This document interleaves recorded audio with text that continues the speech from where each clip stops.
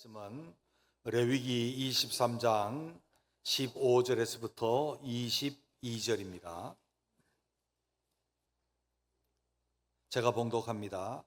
안식일 이튿날 곧 너희가 요제로 곡식단을 가져온 날부터 세어 7안식일의 수요를 채우고 7안식일 이튿날까지 합하여 50일을 계수하여 새 소제를 여호와께 드리되 너희의 처소에서 10분의 2의 바로 만든 떡 2개를 가져다가 흔들지니 이는 고운 가루에 누룩을 넣어서 구운 것이요 이는 첫 요제로 여호와께 드리는 것이며 너희는 또 이 떡과 함께 1년 된 흠없는 어린 양 7마리와 어린 수소 1마리와 수양 2마리를 드리되 이것들을 그 소제와 그 전제 제물과 함께 여호와께 드려서 번제로 삼을지니 이는 화제라. 여호와께 향기로운 냄새며 또 수염소 하나로 속죄제를 드리며 1년 된 어린 수양 2마리를 화목제물로 드릴 것이며 제사장은 그 첫 이삭의 떡과 함께 그 2마리 어린 양을 여호와 앞에 흔들어서 요제로 삼을 것이요 이것들은 여호와께 드리는 성물이니 제사장에게 돌릴 것이며 이날에 너희는 너희 중에 성회를 공포하고 어떤 노동도 하지 말지니 이는 너희가 거주하는 각 처소에서 대대로 지킬 영원한 규례니라. 너희 땅에 곡물을 벨 때에 밥 모퉁이까지 다 베지 말며 떨어진 것을 줍지 말고 그것을 가난한 자와 거류민을 위하여 남겨두라. 나는 너희의 하나님 여호와이니라. 아멘. 옆에 있는 분들을 한번 축복하면서 인사했으면 좋겠습니다. 은혜 충만하십시오. 주의 이름으로 사랑합니다. 아멘. 2절을 했더니 잘 기억을 못 하시는 분이 계시는데 제가 어릴 때요 교회를 갔는데 교회에서 맥주절이라고 이야기를 하는데 제가 잘못 들어서 맥주절인 줄 알았어요. 그래서 맥주를 먹다 보다 아주 어릴 때요 우리 애기들 맥주절이 뭘까? 어른들이 쓰는 말로 해놔서 그래요. 보리 맥자에다가 추수할 때 추자를 썼는데 보리를 추수하는 시기의 절기다라고 하는 의미죠. 사실 우리나라의 7월 첫 주가 맥주절이 되어진 것은 우리나라에 들어와서 이 맥주절이 마침 보리 베는 절기, 그래서 보리 추수하는 절기를 잡자 해가지고 7월 달이 됐는데 이 7월 초는 장마 전에 보리 추수를 다 하고 또 가을에는 추수를 다 하고 추수감사절이 있다면 맥주절을 하자. 그래서 맥주절이 이날이 되었습니다마는 맥주절의 원래 절기는 6월절 지나고 이제 무교절기 첫날에 초실절이고 초실절 그때가 언젠가면 보리의 첫 단을 베는 때로 주님 앞에 요제로 초실절을 지나고 나서 50일을 계수해서 50일째 되는 날 보리를 추수하면서 그 보리 풍성한 추수절기를 시작하면서 드리던 절기가 바로 오순절 곧 맥주절이었습니다. 한번 여러분 도표를 한번 보시죠. 전에도 한번 제가 띄워드린 적이 있는데 잘 보이시나요? 예, 절기 구약의 앞쪽에는 구약의 절기입니다. 구약의 절기 6월절이고 니산월 14일입니다. 그리고 니산월 15일서부터 20일까지가 무교절이고요.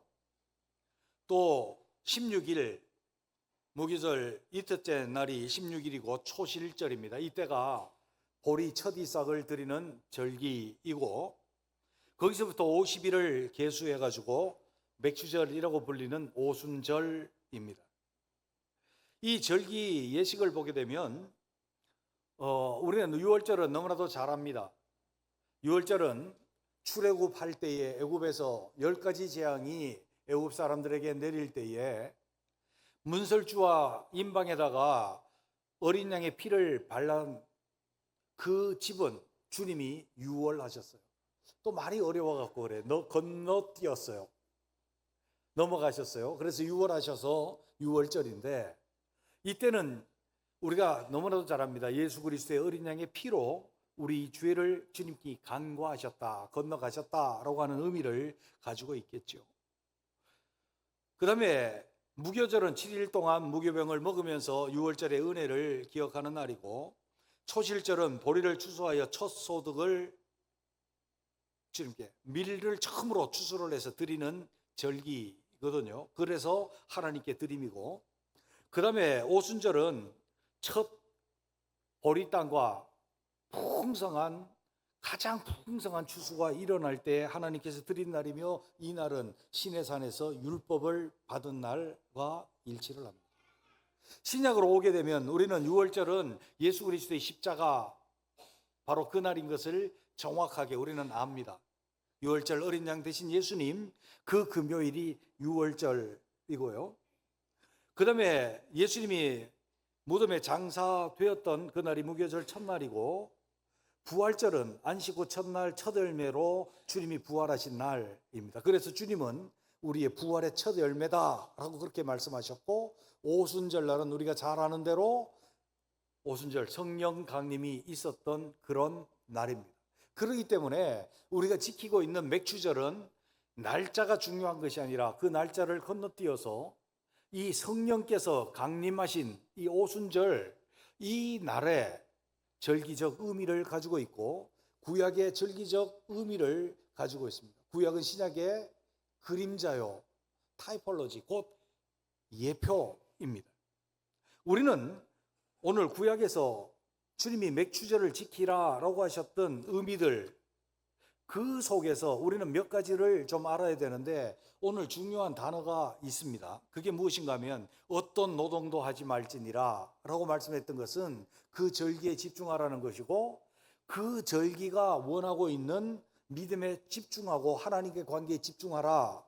그것은 노동 자체가 잘못된 것이나 부정한 것이 아니라 그것을 멈춤으로 하나님과 관계에 믿음에 집중하라라고 하는 의미를 가지고 있는 것이고, 그 다음에 이것은 영원한 규례니라 라고 하는 것은 구약의 규례로 그치는 것이 아니라 예수 그리스도를 통해서 우리에게 신앙과 하나님과 관계에 있어서 영원히 우리가 다시 상기하고 회복되어져야 될 그 절기임을 우리에게 말씀해 주고 계시는 것이라고 한다면, 우리는 오늘 이 구약에서 나타난 오순절, 이 규례를 통해서 우리가 오늘날 상기하고 회복해야 될 믿음이 무엇인가, 그것을 살펴보기를 원합니다. 그리고 우리 속에 이 믿음과 주님께 집중되어진 이 관계가 잃어버렸던 것들이 회복되어지고 다시 흥왕하게 일어나는 아름다운 이 절기가 되시기를 주님의 이름으로 축원합니다. 그래서 맥주절날 감사헌금이나 한번 하고 뭐 이전이나 지금이나 다를 게 없이 아무 의미 없이 지나간다면 절기를 아예 없애는 게 좋아요.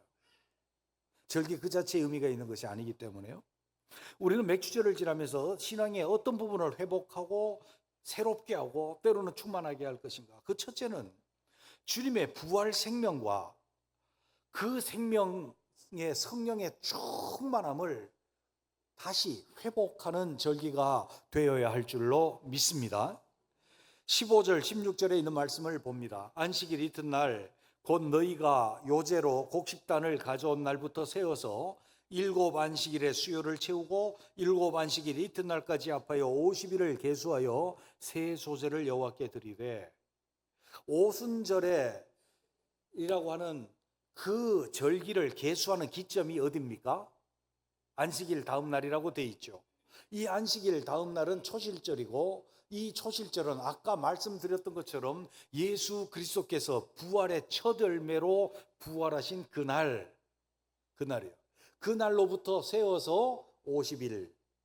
그리고 이 50일은 성령께서 충만하게 임하셔서 오순절 성령 강림으로 말미암아 새 생명들이 풍성하게 구원을 얻은 날입니다. 오순절 성령 강림으로 말미암아 베드로가 첫 번째 전도 설교를 할 때 3,000명, 두 번째 전도 설교를 할 때 4,000명, 이렇게 구원의 역사, 생명의 역사가 마구 일어나던 때가 언젠가면 오순절이었다라고 하는 사실들을 우리는 기억하면서, 우리 자신들이 지금 이 오순절을 기념하면서 생각해야 될 게 어디서부터 출발해야 하는가 하면 예수 그리스도의 부활입니다. 예수 그리스도의 부활은 우리를 위해서 십자가에 죽으시고 피 흘리신 예수 그리스도, 우리 죄 때문에 죽으시고 우리 죄를 용서하시고 죽을 우리의 생명을 살리시기 위하여 부활하신 그 주님의 부활의 첫 생명 되심에 그 출발점이 있고, 그로부터 점점 밀 추수가 풍성해지듯이 추수하고 그 다음에 보리를 추수하고 하면서 풍성한 은혜가 임하고, 거기서부터 새로운 하나님이 살리신 주 예수 그리스도의 생명, 주 예수 그리스도의 생명으로 주 예수 그리스도께서 보내신 성령께서 역사하셔서 수많은 영혼들을 풍성하게 얻게 하신 그 성령의 충만한 생명의 역사들, 그것이 오순절이라고 한다면 우리가 이 절기를 지키면서 우리에게는 예수 그리스도의 십자가의 죽음과 거기에서 다시 살아난 부활의 생명이 회복될 수 있는 우리가 되시기를 주님의 이름으로 축원합니다. 그것이 회복될 뿐만 아니라 우리 공동체와 세상을 향해서 예수 그리스도의 이 우리의 죄를 사시고 우리를 용서하시고 원래 하나님이 우리를 창조하신 아름다운 우리 생명으로 다시 회복케 하시는 이 역사가 가장 풍성했을 오순절과 같이 우리 속에 이 성령의 충만한 역사들이 우리 속에 다시 회복되어질 수 있는 우리가 되시기를 주님의 이름으로 축원합니다. 로마서 8장에서는 이렇게 말씀합니다. 믿음으로 말미암아 구원받고 이신칭의를 한 사람들, 5장에서는 우리가 하나님과 화평을, 그러므로 우리가 하나님과 화평을 누리자라고 한다면 8장에 와서는 그러므로 그리스도 예수 안에 있는 자들에게는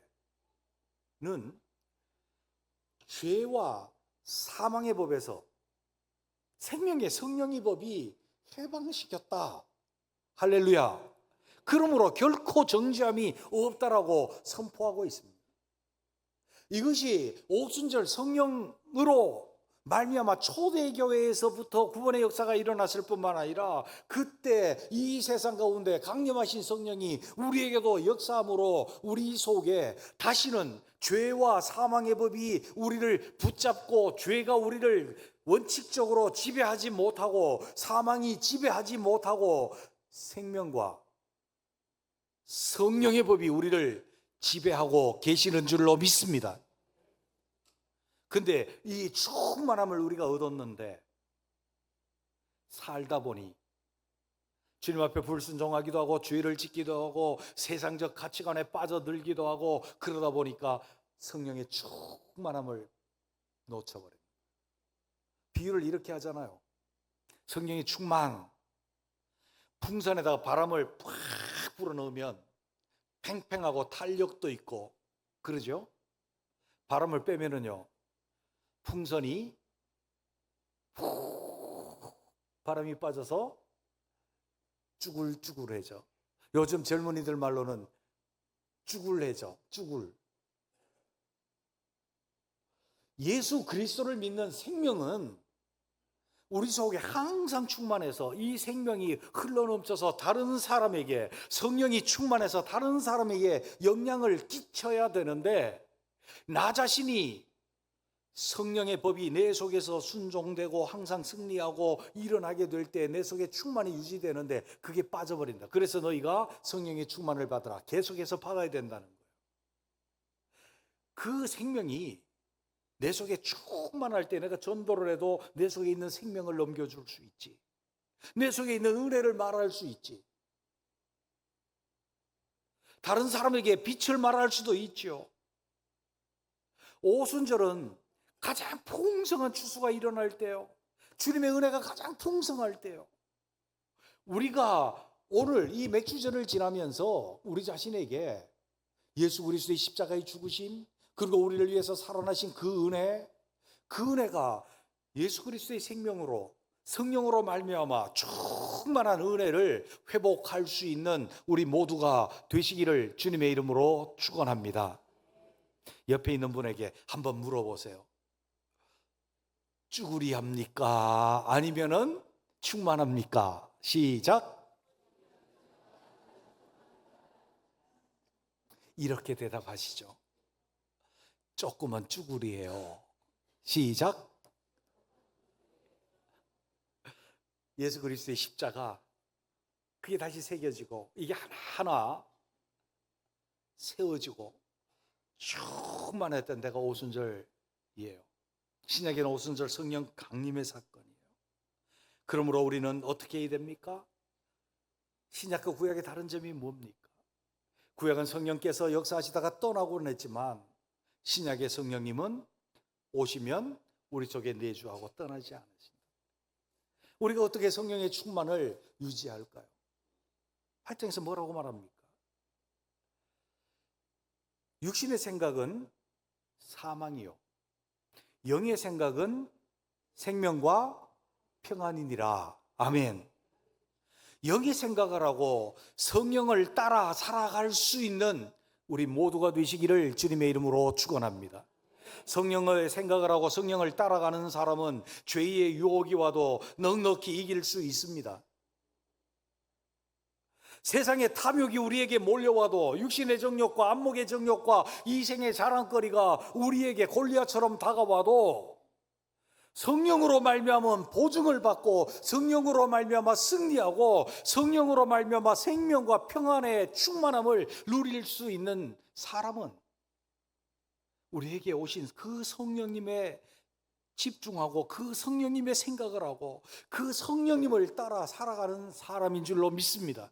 어떤 사람은 목사님 성령님께 집중하려고 그래도 아무 말씀을 안 하시는데요, 성령께서 다 말씀해 주시면 우리가 다 선지자게? 성경이 다 완성된 뒤로는 주님이 우리에게 계시의 말씀을 해주시지 않습니다. 성령께서 성경의 말씀을 우리 속에 밝히 조명해 주시는데 그것을 성령의 조명이라고 말해요. 우리의 선한 양심, 깨끗한 양심을 통해서 그것이 우리에게 조명됨으로 말미암아 우리는 이 세상의 어떤 도덕, 어떤 기준보다 뛰어난 탁월한 하나님의 의를 우리가 따라가고 의로 살아갈 수 있게 될 줄로 믿습니다. 그래서 성령 충만함을 유지할 수 있는, 이 시간 다시 한번 이 오순절을 지나면서 예수 그리스도의 생명과 성령의 풍성한 은혜를 회복할 수 있는 우리가 되시기를 주님의 이름으로 축원합니다. 두 번째로 보게 되면 우리는 이 오순절을 지나면서 예배를 완전히 회복해야 될 줄로 믿습니다. 오늘 본문에 있는 말씀을 보게 되면 오순절을 시작하면서 바로 시작하는 말씀이 뭡니까? 16절에 보면 새 소재를 여호와께 드리되 너희 초소에서 10분의 2 에바로 만든 떡 2개를 가져다 흔들지니 이는 고운 가루에 누룩을 넣어서 구운 것이요 이는 첫 요제로 여호와께 드리는 것이며, 첫 번째 소제를 드립니다. 소제는 10분의 2 에바 곧 44리터에 22리터에 10분의 2니까 4.4리터겠죠? 4.4리터로 떡을 2개 만들어서 요제로 흔들어서 하나님께 드리고, 소제입니다. 첫째, 피 없는 제사. 우리는 너무나도 제가 5대 제사를 강론할 때 너무나도 잘 압니다. 이것은 주님의 주신 은혜에 감사해서 내가 하나님 앞에 헌신을 결심하며 헌신하는 예배라 말씀드렸고, 두 번째는 번제로 금없는 1년 된 어린 양 7마리, 어린 수소 1마리, 수양 2마리를 드리는데, 번제는 일반적으로 하나님이 내 주님이십니다 라고 하는 고백에서 그를 경외하고 공경하는 예배, 번제입니다. 그 다음에 속죄제, 수담서 하나로 속죄제를 드립니다.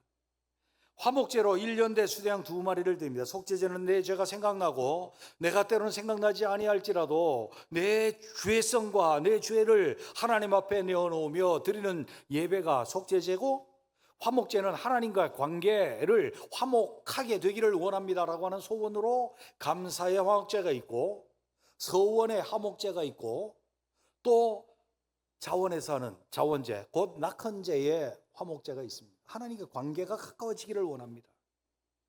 여기에 속건제, 곧 내 성물에 관한 거든지 이웃과의 과실에 관한 것, 이것을 빼고 이 4가지 제사를 하나님 앞에 다 드리게 되어 있습니다. 언제요? 오순절날. 이것은 무엇을 말씀하는가 하면 1년을 살고 가장 풍성한 추수의 때에 은혜가 회복되는 이 때에 뭐를요? 하나님 앞에 제사를 통해서 예배를 회복하라. 우리는 이 오순절 곧 맥주절을 지나면서 하나님 앞에 예배가 회복되어지는 은혜가 있게 되시기를 주님의 이름으로 축원합니다. 때로는 흔들어서 이 흔든다라고 하는 것은 요제인데요, 요제는 하나님의 역사하심을 기대하고 나타내는 것입니다. 학개서 2장 6절 7절에 보면 만군의 여호와가 이같이 말하노라. 조금 있으면 내가 하늘과 땅과 바다와 육지를 진동시킬 것이요 또한 모든 나라를 진동시킬 것이며 모든 나라의 보배가 이르니 내가 이 성전에 영광이 충만하게 하리라. 만군의 여호와의 말이니라. 아멘. 학개 때의 어려운 상황 속에서 성전을 재건하고 있던 그들에게 주님께서 만국, 바벨론이든 페르시아이건 그 나라를 흔들어 놓고 그 나라를 진동케 하고 주의 나라를 세울 것이다 라고 하는 말씀이었고, 이것은 영원한 규례로 보면 예수 그리스도께서 오시게 될 때에 이 세상 나라를 흔들어 놓고 복음의 나라를 이루실 것이다 라고 하는 말씀인 거예요. 신약에 그래서 성령으로 말미암은 진동의 역사들이 일어나고, 때로는 데살로니가의 복음을 전하는 제자들에게 세상 사람들이 이들이 세상을 뒤집어 놓은 사람들이라고 그렇게 표현하기도 하죠. 성령의 역사로 말미암아 일어나는 주님의 역사를 기대하면서 이들이 온갖 예배, 내 주의 사함을 드리는 예배가 회복되어지고 하나님과 관계가 합당하고 아름답게 화목게 되어지는 화목제를 드리고, 때로는 내가 늘 고백하면서 하나님은 내 하나님입니다, 내 주님입니다, 예수님은 내 메시아입니다 고백하며 드리는 번제가, 그리고 내가 주님 앞에 주님의 은혜가 내게 이렇게 있으니 내가 주님의 은혜에 합당한 그리스도 나라 백성다운 백성으로 내가 살겠습니다. 그러한 고백들과 그러한 예배들이 제대로 회복되어지는 우리가 되시기를 주님의 이름으로 축원합니다. 신약에 보면 오순절 성령 강림 이후에 제자들은 진정한 예배를 회복하고 있습니다. 사도행전 2장 46절에 보면 날마다 마음을 같이하여 성전에 모이기를 힘쓰고 집에서 떡을 떼며 기쁨과 순전한 마음으로 음식을 먹고 하나님을 찬미하고 사람들에게 칭송을 받으니 주께서 구원받는 사람들을 날마다 등하게 하시니라. 아멘. 여러분, 오순절 성령 강림 후에 이 사람들에게 일어났던 변화가 무엇입니까? 제자들뿐만 아니라 새로 구원받은 사람들에게 일어났던 변화가 뭐예요? 안식일마다 한번 드릴까 말까 하던 그 예배가 날마다 성전에 모이기를 힘썼다. 예배가 회복되는 모습입니다. 날마다 각 집에서 소그룹에 떡을 떼며 교제하며 주님의 몸인 그 은혜를 나누는 일들이 일어나서 하나님을 찬미하고 사람들에게 칭송을 받으니 날마다 구원받는 사람들이 많아졌다. 예배가 갱신되어야 합니다. 할렐루야. 우리가 다시 오순절을 지나면서 우리에게 하나님, 내 속에 예배가 진정 회복되기를 원합니다. 아멘. 토요일날 자꾸 텔레비 늦게까지 보시고 주일날 와갖고 조는 예배가 아니고 내 속에 소제도, 번제도, 속죄제도, 화목제도 제대로 일어날 수 있는 그런 절기가 되시기를 주님의 이름으로 축원합니다. 예배, 제가 늘 말씀드려도 제가 주일학교 다닐 때 배웠던 게 있어요. 그래서 여러분에게도 함께 말씀해 한번 따라해 보시죠. 예배 성공자가 신앙에 성공합니다. 신앙의 성공자가 인생에 성공합니다. 아멘. 세 번째로 보면 하나님의 은혜를 나타내는 빛을 회복해야 합니다. 여러분 22절을 한번 보시죠. 우리 함께 읽어볼까요? 너희 땅에 곡물을 벨 때에 밤 모퉁이까지 다 베지 말며 떨어진 것을 줍지 말고 그것을 가난한 자와 거류민을 위하여 남겨두라. 나는 너희의 하나님 여호와니라. 아멘. 보십시오. 아니 맥주절하고 이거하고 무슨 상관이 있습니까? 그래서 성경을 보니까 제가 좀 불만이 있는 게 22절하고 다른 문단이라고 그렇게 동그라미를 쳐놔버렸네요. 아니요, 이거 맥주절에 관련된 거예요. 맥주절은 가장 풍성한 추수가 일어나는 절기인데 이때에 뭐라고 말씀합니까? 밤 모퉁이까지 다 베지 말고 떨어진 것 이삭을 줍지 말라. 이것은 가난한 자와 거류민 곧 나그네 되어서 거기에 임시로 거주하는 자들의 것이다. 그들의 권리다. 주님이 그렇게 말씀한 거예요. 그래서 실제로 보면 밭에 길가에 있는 그 고랑은 아예 추수를 하지 말라는 거예요. 안쪽에만 추수하라는 거예요. 그리고 추수하다가 이삭이 떨어졌어. 그건 줍지 말라는 거예요. 줍지 말라는 거예요. 그것은 나그네와 객가와 고아와 가난한 자들의 것이다. 주님 그렇게 말씀해요. 그런데 왜 그러느냐? 레위기 19장 9절에부터 11절에 있는 말씀 보면 나는 너희 하나님 여호와이니라. 너희도 애굽에 있을 때 나그네 되었음이라. 아멘. 무슨 말씀인가 하면 여기 잘 들어보십시오. 지금 이들이 가나안 땅에 들어와서 풍성한 추수를 해요. 근데 원래 그들은 그게 자기 게 아니었어요. 그들은 애굽 땅에 있을 때 노예였어요. 땅도 자기 땅이 아니었고 바로의 노예처럼 그들은 람세성을 건축하는데 중노동에 시달리던 사람들이었습니다. 그들의 하나님 여호와께서 그들을 인도하여 내셔서 이 가나안 땅을 주시고 거기서 풍성한 추수를 할 수 있도록 은혜를 베풀어 주셨어요.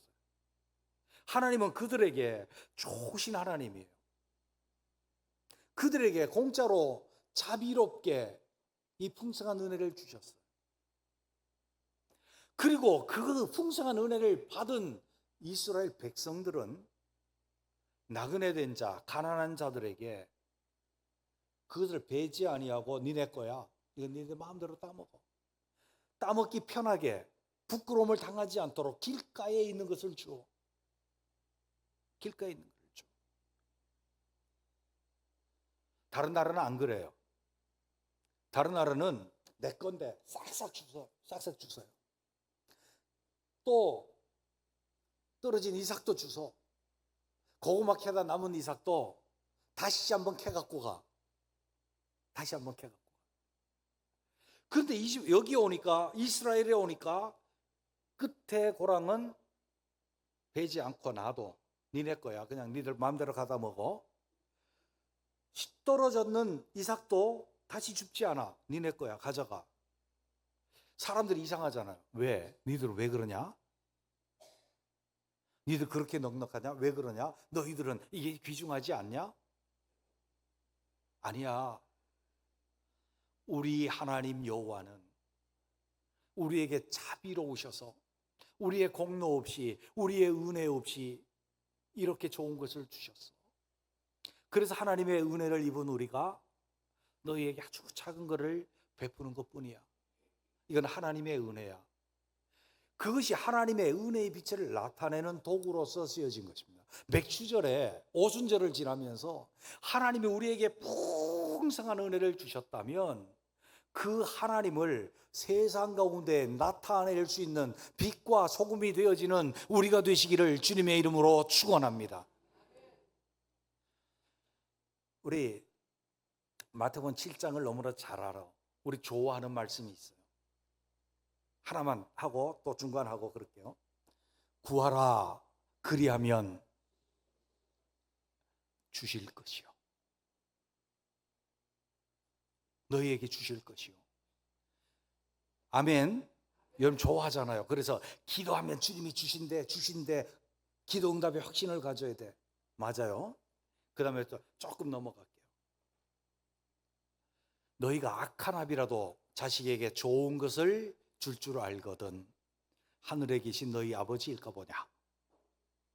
하늘에 계신 우리 아버지는 우리에게 좋은 것을 주시는 하나님이신 줄로 믿습니다. 우리가 잘났기 때문이 아니라 하나님의 자비하심 때문에. 거기까지만 우리는 아멘, 할렐루야, 좋습니다. 그런데 그 말씀의 결론이 무엇입니까?